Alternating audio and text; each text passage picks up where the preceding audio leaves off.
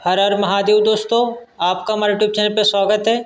आज का जो विषय है वो भगवान शिव भस्म क्यों रमाते हैं, इससे संबंधित है। अक्सर आपने देखा होगा कि भगवान शिव जो है अपने संपूर्ण अंग कांति में, अपने संपूर्ण शरीर में भस्म को लेपित करके रखते हैं। क्यों करते हैं भगवान शिव अपने शरीर में भस्म को धारण?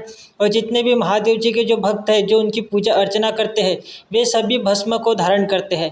वे सभी भस्म त्रिपुंड को धारण करते हैं। तो इसके पीछे का तात्पर्य क्या है? भगवान शिव को भस्म इतनी प्रिय क्यों है कि वो अपने संपूर्ण शरीर में लगा के रखते हैं? और जो महादेव जी के भक्त हैं वो क्यों अपने शरीर में भस्म लगाते हैं, इसका क्या कारण है? और जितने भी महादेव जी के जो भक्त हैं, जो अघोर पंथ से, वे भी अपने संपूर्ण शरीर में भस्म को लगाए हुए रहते हैं। उनका संपूर्ण शरीर भस्म से लेपित होता है।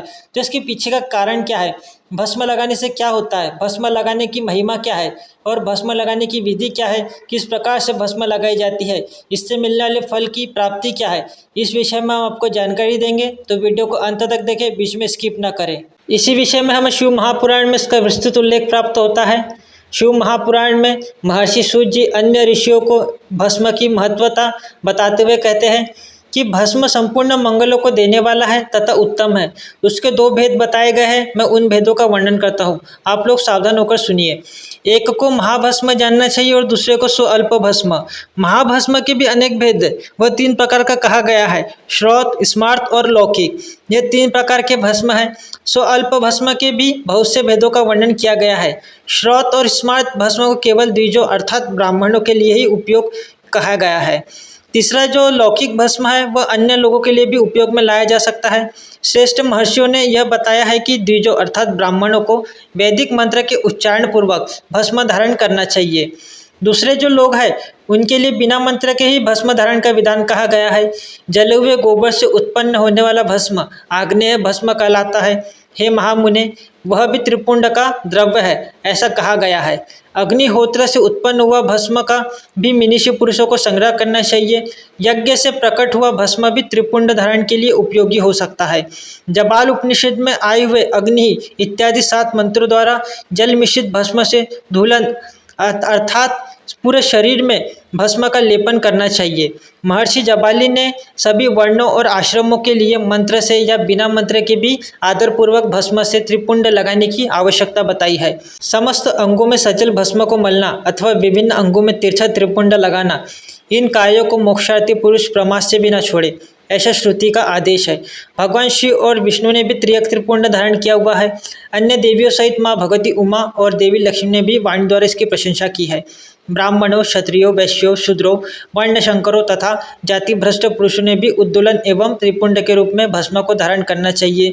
जो लोग श्रद्धापूर्वक शरीर में भस्म का उद्दोलन अर्थात लेपन नहीं करते तथा त्रिपुंड धारण करने का आचरण नहीं करते, उनमें समन्वित सदाचार की कमी कही गई है। जिनके द्वारा श्रद्धापूर्वक शरीर में भस्म लेप और त्रिपुंड का धारण आचरण नहीं किया जाता है, उनकी मुक्ति करोड़ों जन्मों में भी संभव नहीं है। जो श्रद्धापूर्वक शरीर में भस्म लेप और त्रिपुंड धारण का आचरण पालन नहीं करते हैं, उन्हें 100 करोड़ कल्पों में भी शिव का ज्ञान प्राप्त नहीं होता है। जो श्रद्धापूर्वक भस्म लेप तथा त्रिपुंड धारण नहीं करते हैं, वे महापातकों से युक्त हो जाते हैं, ऐसा शास्त्रों का निर्णय है।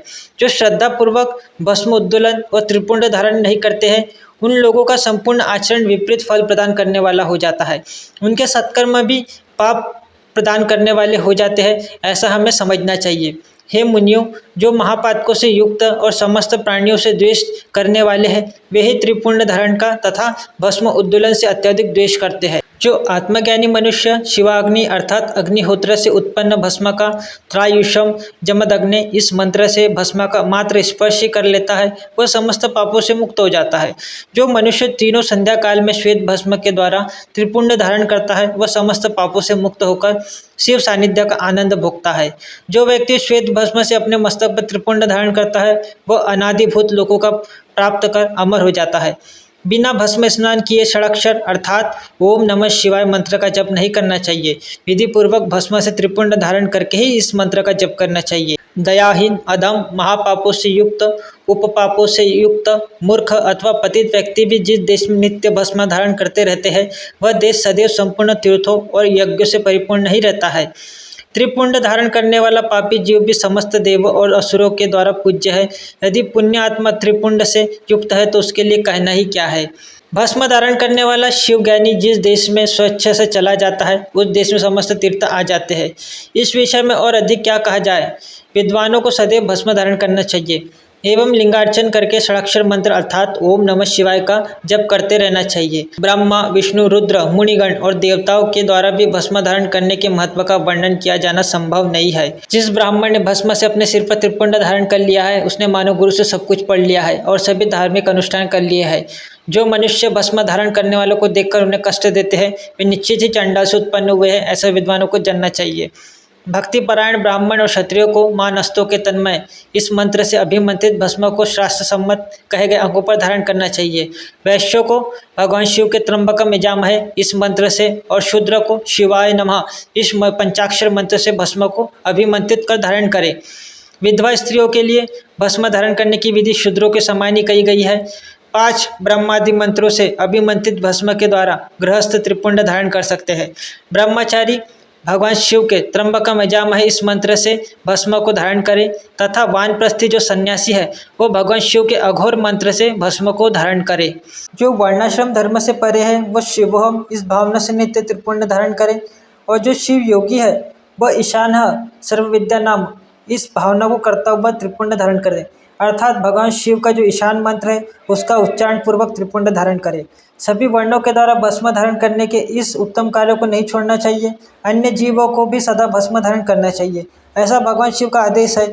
भस्म स्नान करने से जितने कण शरीर में प्रवेश करते हैं उतने ही शिवलिंगों को वह धारक अपने शरीर में धारण करता है। ब्राह्मण, क्षत्रिय, वैश्य, शूद्र, वर्ण, शंकर, स्त्री, सदवा, विधवा, बालक, पाखंडी, ब्रह्मचारी, गृहस्थ, वानप्रस्थी, सन्यासी, व्रती और सन्यासी स्त्रियां ये सभी भस्म के त्रिपुंड धारण के प्रभाव के द्वारा मुक्त हो जाते हैं, इसमें संशय नहीं है।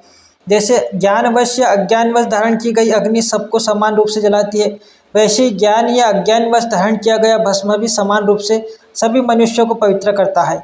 भस्म तथा रुद्राक्ष धारण के बिना जल अथवा अन्न को अंश मात्र भी नहीं खाना चाहिए। गृहस्थ, वानप्रस्थ, सन्यासी और वर्ण शंकर जाति का व्यक्ति यदि भस्म एवं रुद्राक्ष को धारण किए बिना भोजन करता है तो वह मात्र पाप ही खाता है और नरक की ओर प्रस्थान करता है।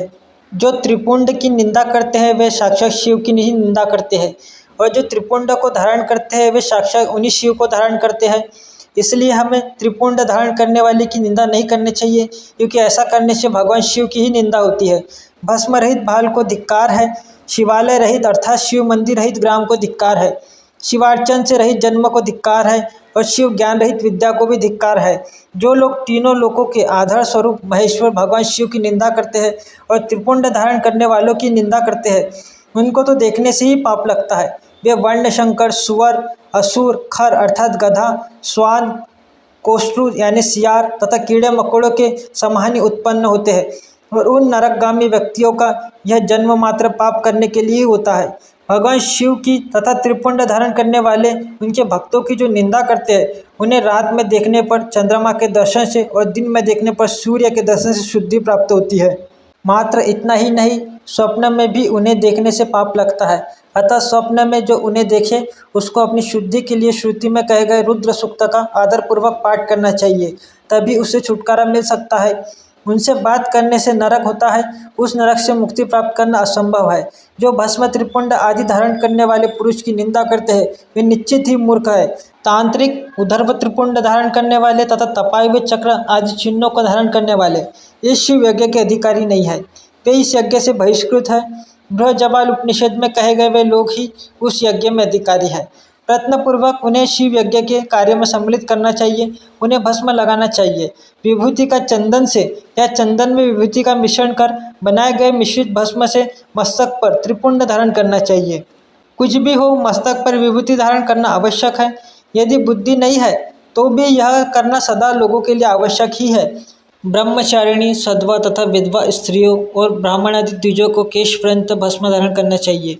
इसी प्रकार ब्रह्मचर्य आदि आश्रम वालों को भी स्वच्छ विभूति धारण करना चाहिए, क्योंकि विभूति मोक्ष देने वाली और समस्त पापों का नाश करने वाली कही गई है। जो भस्म द्वारा विधि पूर्वक त्रिपुंड धारण करता है वह ब्रह्म हत्या आदि महापातक समूहों और उपपातकों से मुक्त हो जाता है।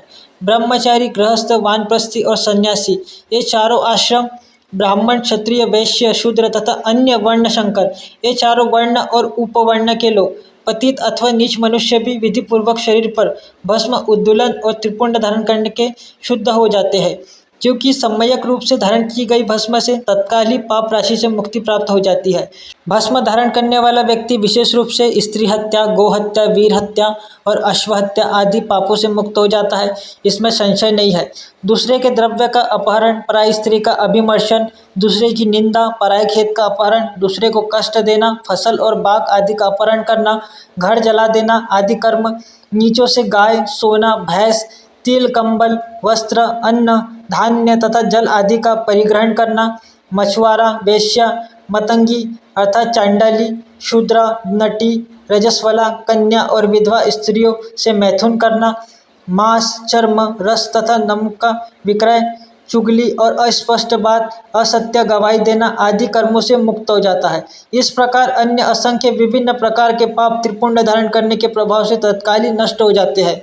भगवान शिव के द्रव्य के अपहरण और जहाँ कहीं भी शिव की निंदा करने वाला तथा शिव के भक्तों की निंदा करने वाला व्यक्ति प्रायश्चित करने पर भी शुद्ध नहीं होता है।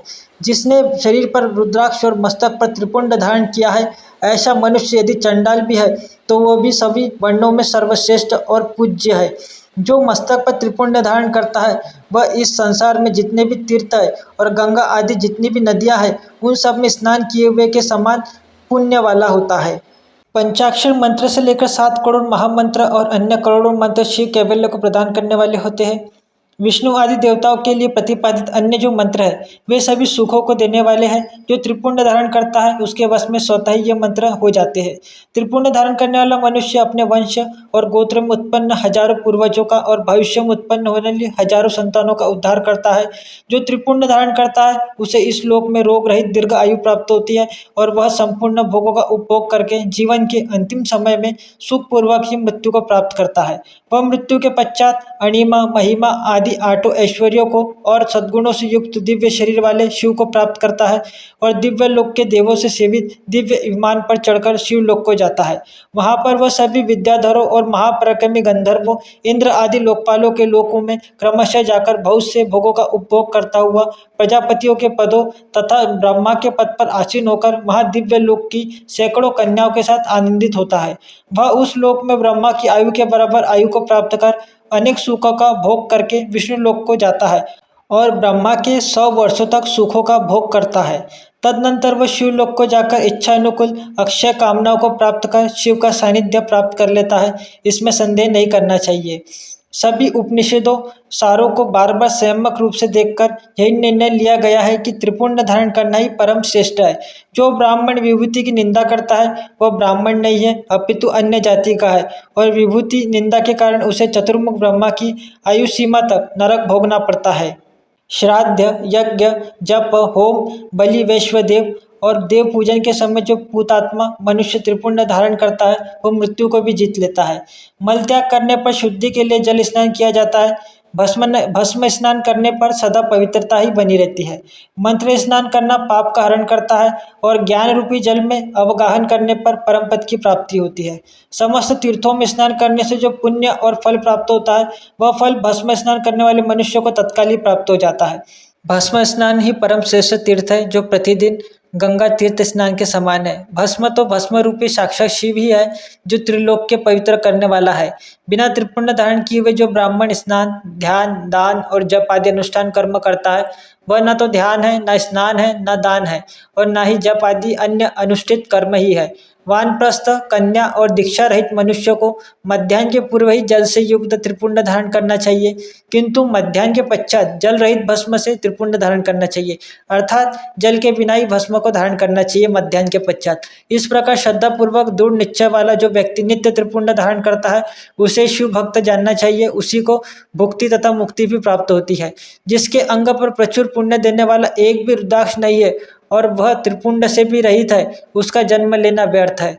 इस प्रकार हमें शिव महापुराण में और विभिन्न शिव आगमों में भस्म धारण और त्रिपुंड धारण की महत्ता का विशेष उल्लेख प्राप्त होता है। हमें यत्न से सभी मनुष्यों को त्रिपुंड और भस्म को धारण करना चाहिए। इसकी बाद वाली वीडियो में हम आपको बताएंगे कि भस्म को किस प्रकार अभिमंत्रित किया जाता है और अभिमंत्रित भस्म के द्वारा शरीर में किन अंगों पर त्रिपुंड लगाया जाता है। इस विषय में हम आपको जानकारी देंगे। हमारे एक सब्सक्राइबर हैं अरविंद जी, उन्होंने एक प्रश्न पूछा है जो पंचाक्षर मंत्र और षडाक्षर मंत्र से संबंधित है। प्रश्न कुछ इस प्रकार है, हम स्क्रीन पे दिखा दे रहे हैं। प्रश्न में अरविंद जी ने पूछा है कि पंचाक्षर मंत्र में विसर्ग का प्रयोग किया जाए या विसर्ग का प्रयोग ना किया जाए, क्योंकि हिंदी व्याकरण के अनुसार अगर विसर्ग के बाद शक्कर का श, षटकोण का श या श आता है तो वहाँ पे विसर्ग का प्रयोग नहीं किया जाता है। तो इसी विषय में हम सबसे पहले तो आपको पंचाक्षर मंत्र या षडाक्षर मंत्र का मतलब आपको बताना चाहेंगे। पंचाक्षर मंत्र का जो मतलब होता है कुछ इस प्रकार है कि हम शिव के चरणों में नमन करते हैं, हम शिव को नतमस्तक करते हैं, हम शिव के चरणों में नतमस्तक हैं। अगर हम विसर्ग का प्रयोग नहीं करेंगे तो जो इसका मतलब है वो कहीं ना कहीं परिवर्तित हो जाएगा, इसलिए हमें विसर्ग के साथ ही इसका उच्चारण करना चाहिए। दूसरा जो महत्वपूर्ण विषय आता है इसमें कि गुरु के द्वारा प्रदत्त जो उच्चारित जो मंत्र है वही साधक के लिए फल प्रदीत होता है, वही उसे सिद्ध होता है और उसी के द्वारा उसका उद्धार होता है, उसी के द्वारा उसे शिव भक्ति प्राप्त होती है। जो आपके गुरु ने आपको उच्चारित करके जो मंत्र दिया है उसी प्रकार आप उच्चारित कीजिए। अगर आपके गुरु ने विसर्ग के साथ आपको मंत्र दिया है, जैसे कि नमः शिवाय कहा है, तो आप उसी को जप कीजिए। अगर आपके गुरु ने बिना विसर्ग के मंत्र दिया है तो आप उसे जपिए। अगर जो गुरु जो मंत्र प्रदान करता है वही सर्वश्रेष्ठ होता है और उन्हीं के द्वारा जो मंत्र जो विधि विधान बताए जाते हैं वही सिद्ध होते हैं, क्योंकि बिना गुरु मंत्र के सिद्धि प्राप्त नहीं होती और बिना गुरु के कोई भी मंत्र फल प्रदित नहीं होता है। इसलिए आप गुरु मार्गदर्शन पे चलिए, गुरु के आदेशों का पालन कीजिए। आशा है आपको आपके प्रश्न का उत्तर मिला होगा। हम इसके नेक्स्ट पार्ट में हम भस्म धारण कैसे करना है, भस्म धारण के मंत्र कौन से हैं, शिव आगमों में किस तरह से भस्म धारण करने का विधान बताया गया है, उसके मंत्र क्या है, विभिन्न प्रकार के लोगों के लिए विभिन्न आश्रमों के लोगों के लिए किन मंत्रों का प्रयोग किया जाता है, इस विषय में हम चर्चा करेंगे। तो आने वाली वीडियो के लिए आप हमारे चैनल को सब्सक्राइब कीजिए, वीडियो को लाइक कीजिए और शेयर कीजिए। हर हर महादेव, जय माँ काली।